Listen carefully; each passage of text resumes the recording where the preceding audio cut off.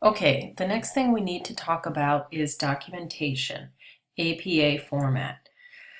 Now, the reason we're talking about this is because uh, on Friday, March 3rd, by 11:59 p.m., you will turn in a working bibliography of 5 sources that you plan to use in your persuasive paper um, as a bibliography page formatted in APA style. So we need to know what that is and what types of sources I'm looking for. Now you will see me again next Tuesday before this is due. So you'll have plenty of time to ask me questions, and we'll even practice this on Tuesday to make sure everyone understands it. But it is on the syllabus for this week because I think that finding good sources takes time, and reading them to decide whether you're really going to use them or not also takes time. So I wanted to get a head start on this tonight, even though it's not due until Friday, March 3rd, and that is on the syllabus. So documentation, look at all of these statistics. You accidentally swallow 8 spiders a year. You only use 10% of your brain. Men think about sex every 7 seconds, and spousal abuse skyrockets on Super Bowl Sunday. You must wait 1 hour after eating before swimming. Are these statistics for real? If I read these statistics, I would immediately want to know what source they were from. And that's why documentation is important, so that the reader can look up the source material, decide whether the source used was credible or not, and then, make a decision on whether they agree or disagree with what you're saying. So in your paper, you will need to document statistics, facts not widely known. So if you're not sure if it's widely known or not, document it. You'll need to document direct quotations, work that you paraphrase, and even ideas from others.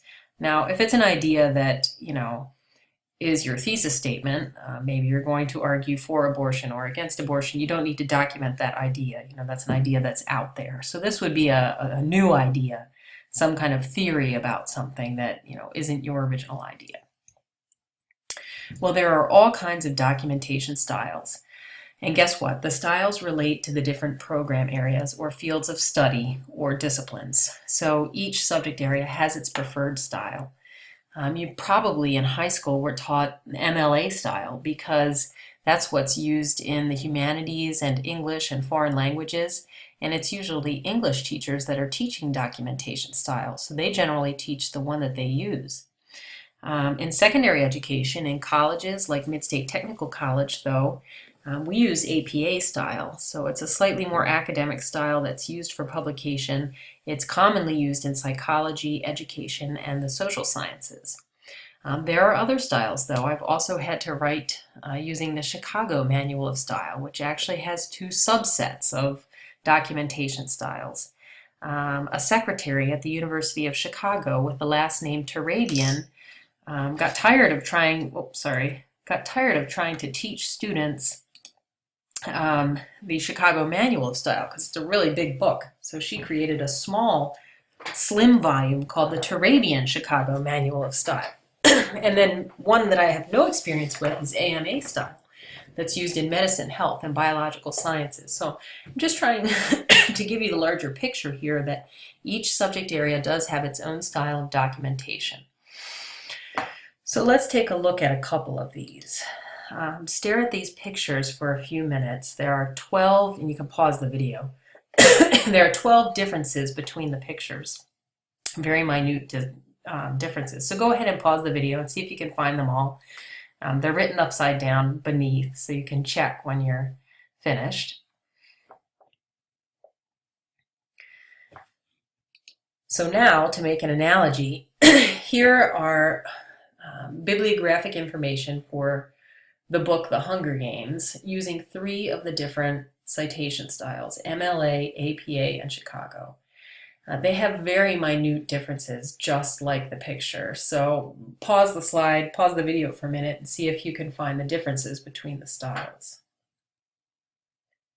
So the things you might have noticed are that in APA format, which is the one we'll use, you only use the author's first initial, not the author's full name that's used in MLA style and Chicago Manual of Style. You may also have noticed that you don't capitalize the whole title in APA format, as you do in MLA style and Chicago manual style. So APA uses initial capitalization, only capitalizing the first letter, the first word of the title, and any proper noun.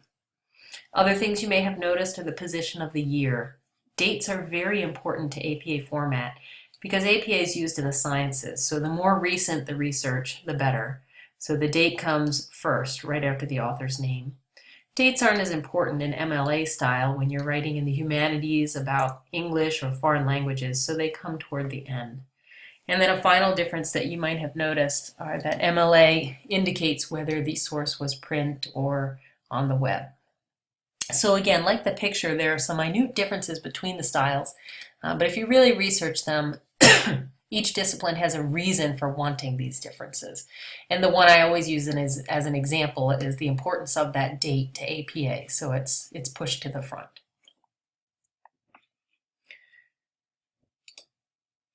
Okay, we're getting a little ahead of ourselves here. You don't need to worry about this yet, but when you do write the paper, you also will be citing using parentheses in the body of the paper every time you use a statistic, a quotation, or an idea. And you'll notice that there are minute differences between the styles here as well. For APA style, again, that's the one that we will use. You give your summary, your quote, or your paraphrase, and then in parentheses you'll have the author's last name, comma. Sorry, my mouse here is sensitive. You will have the year, comma, P period to stand for page number, and then the page number and the parentheses, and then the period. MLA style is very spare. It doesn't use the year. Years aren't important to MLA, and there's no comma. And Chicago has two sub-styles. The first one looks kind of like APA, but it's missing a comma and the P period. And the final one uses a footnote, which you may have noticed in books. So if you're reading a book, you don't want to have parentheses at the end of every sentence. So they tend to use footnotes, and then the bibliographic information comes at the end of the chapter or at the end of the book. So we will use APA style. There is an APA manual, but you don't need that because there are so many resources available to you to help you get it into the right format. Okay, so you have to find sources for your paper, and you're going to start out by finding 5 to create this working bibliography. Working means that it might change. You might decide to use some of these sources, and then you might find other sources to use later on and take some of these off. So here's some different types of sources that you might find. Take a moment, I'll pause the video again, and just rank these from, I think there are 10, 1 to 10.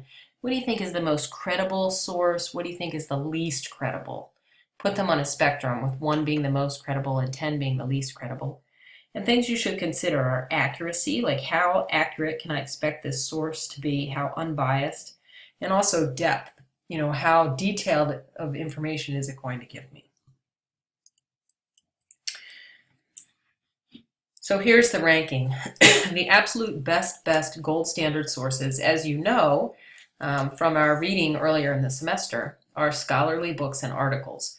Those articles from peer-reviewed journals where someone does research, they submit their article, the article is sent out and reviewed by experts in the field, and they decide whether or not to publish it. So those are the gold standard sources, and I will require you to have one scholarly article in your paper. If you're having trouble finding it, I will help you find it. The second best source, again, would be trade books and articles, which you used in your research summary email. The third top source are government resources.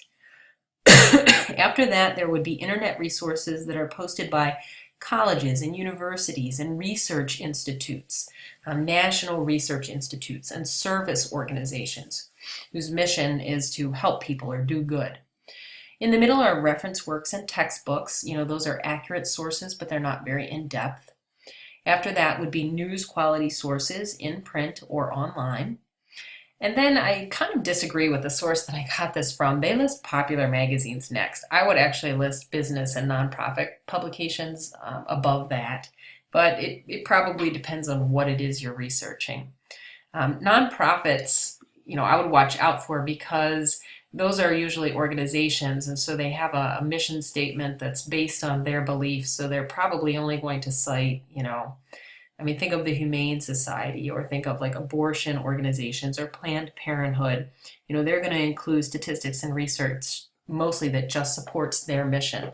Whereas an article about any of those topics in a peer-reviewed magazine is going to be completely non-biased. They're just reporting facts and research.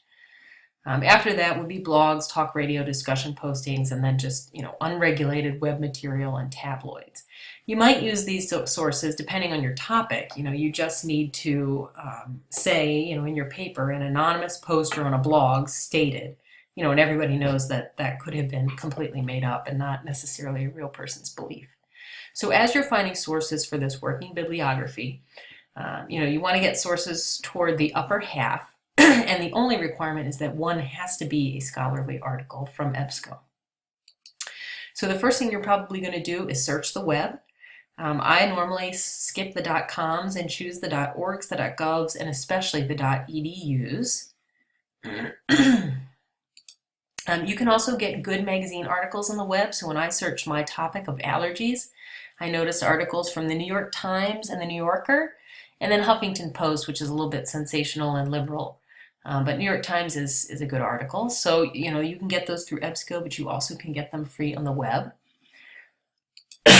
And don't forget about radio and video sources. So I plugged my topic into PBS video website and found a great hour-long video on peanut allergies. NPR has a few radio programs on peanut allergies. There's a documentary film on my topic. You've probably heard of TED, where experts in the field come and give really kind of inspiring, innovative speeches about a variety of topics. Intelligence Squared is a website that might be really useful for this paper, because they bring two people up to debate a topic, so you get both sides fully, and then they actually survey the audience before and after and declare a winner based on how many people changed their feelings about an issue. And then good old YouTube, just make sure you carefully evaluate the sources. You can get good news clips and things. I found a news clip for my topic about a family who had a child with a severe peanut allergy, which could be a good appeal to pathos for me. So this can be an enjoyable way to get notes, and for your papers. So I would encourage you to look for video sources. You can also use books from your local library or from the Mid-State Library. The library is closing in a week, but the librarians will still be able to access the collections for you. And then finding scholarly sources. So you know how to do this because we used EBSCO for the research paper. You can use Google Scholar and look for some online.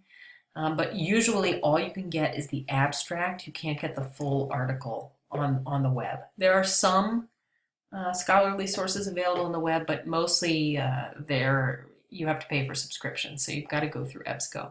So again, you know how to do this already, but you're going to want to click the Academic Search Premier in EBSCO, and then Advanced Search.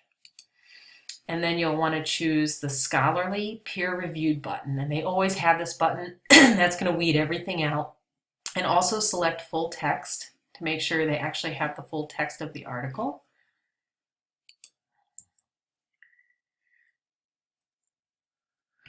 And then when your article does come up, you'll see the title. Here's the title. So I found one called Food Allergy, More Than a Peanut of a Problem. It shows me it's from the International Journal of Dermatology, a scholarly journal. And I can actually click this Cite button here, and it'll open a little window which puts it in APA format for me. It puts it in a variety of formats, and I'll choose the APA one, and I can copy and paste that onto a Word document. The formatting is not perfect, but we'll correct the mistakes that EBSCO makes. Okay, so this is the end of part 1. Of the APA documentation video.